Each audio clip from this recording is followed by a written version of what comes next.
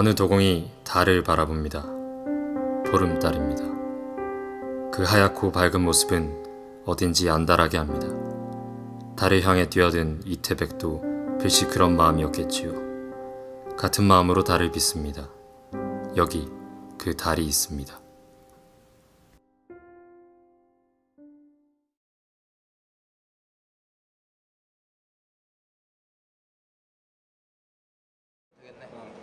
지금 여기 확실해요? 맞죠? 확실해. 오사카 오이마치 거리. 100여 개가 넘는 고미술상이 모인 곳이다. 눈에 띄는 하얀 글씨, 이족. 조선의 물건을 가리키는 말이다. 문을 열고 들어서니 친근한 얼굴들이 반긴다. 조선의 유물들, 하회탈, 밥그릇, 곤방대. 일본에서 만난 조선의 풍경이 신기하다. 이곳에는 임진왜란이나 일제시대 때 흘러들어온 것뿐 아니라 이후에 팔려온 물건도 많다. 가게 주인은 한국 미술품에 대한 칭찬을 늘어놓는다. 역사의 소용돌이 속에서 기억해주지 못했던 우리 민족의 흔적은 이곳 일본에서도 여전히 아름답지만 어딘지 슬퍼 보인다. 어쩌다 이리로 오셨습니까? 한많은 세월을 어떻게 버텼습니까? 그대에게는 이름이 없습니다. 숫자만이 있습니다. 이 거리에는 아마도 그대와 같은 이들이 많이 있을 겁니다. 살펴보겠습니다. 다른 이도 당신처럼 한이 많은지, 다른 이도 당신처럼 이름이 없는지, 다른 이도 당신처럼 아름다운지.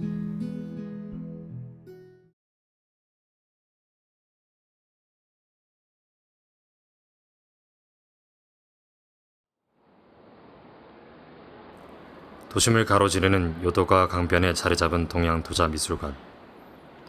기업가이자 미술 애호가였던 아타카 에이이치. 그는 특히 도자를 좋아해서 1000점 이상을 모았다고 한다.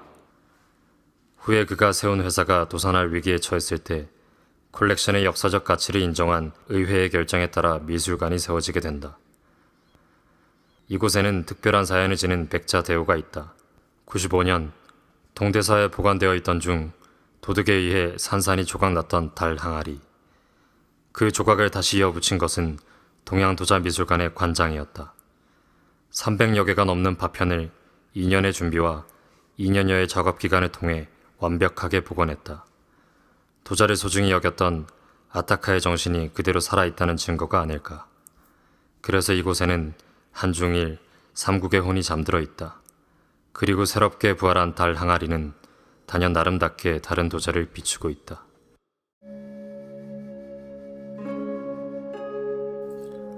허리를 숙여 파편을 줍습니다. 무엇이 잘못되었던 것일까? 300번 이상 원망과 자책으로 되묻습니다. 벨 듯한 미움도 증오도 만삭의 풍요로움에 아스라집니다. 한알은 파편을 모읍니다. 우리는 여기에 존재한다. 각골의 외침. 지금은 한데 모인 조각들로 우리 가슴을 두드립니다. 파편이 있습니다. 누군가의 보물이며 누군가의 자존심을.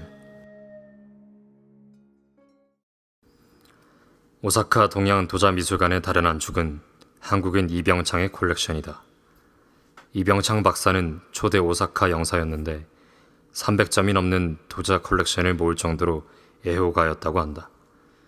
그는 왜 자신의 귀중한 콜렉션을 일본 미술관에 기증하였을까? 1998년 말 박사는 중앙박물관에 아름다운 달 항아리 한 점을 기증한다. 그런데 그 당시 박물관의 시설이 충분치 않아 실망한 일이 있다고 한다.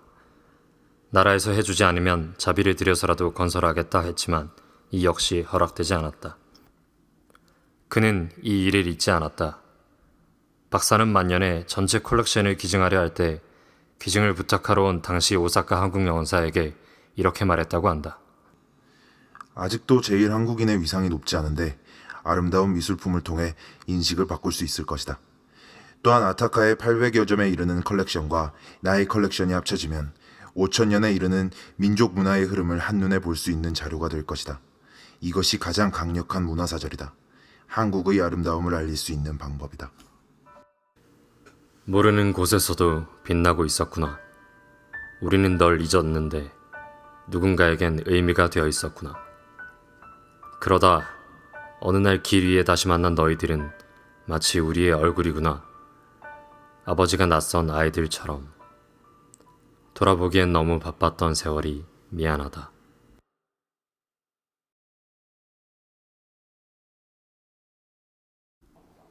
일본 천년의 고도인 교토.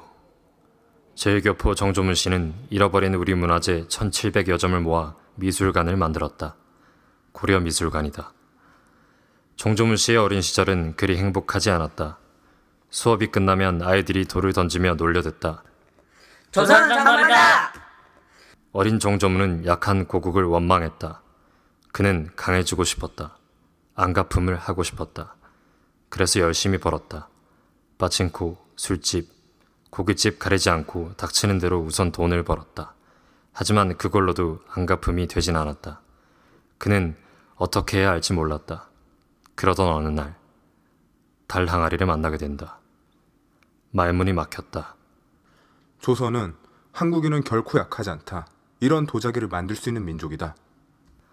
그는 도자기를 모으기 시작했다. 그에게 한국의 도자기는 한 번도 느낀 적 없었던 민족의 자긍심이었다. 그 도자기를 모으는 일은 자신을 무시했던 일본인들에 대한 가장 통쾌한 안갚음이었다. 그리고 일본 땅에서 살아갈 한국인들에게 비추는 위로의 달빛이었다. 하얀 살결 같은 도자 위에 눈물 맺힌 그대의 얼굴이 빛이었다. 해방된 고국을 향한 외로운 축하였나. 보내지 못할 선물을 다른 이들 고향에 차곡차곡 쌓아놓으며 그대는 고향 사람이 오길 기다렸던 것인가. 무지하면 비굴하게 된다 했었지.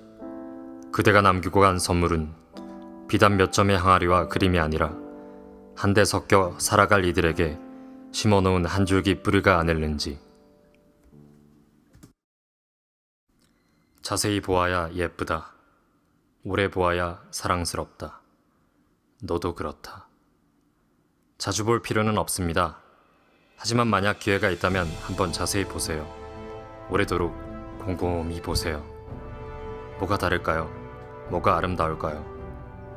일본과 중국의 화려한 도자기 사이에서 조선의 도자는 무슨 말을 하고 있는 걸까요?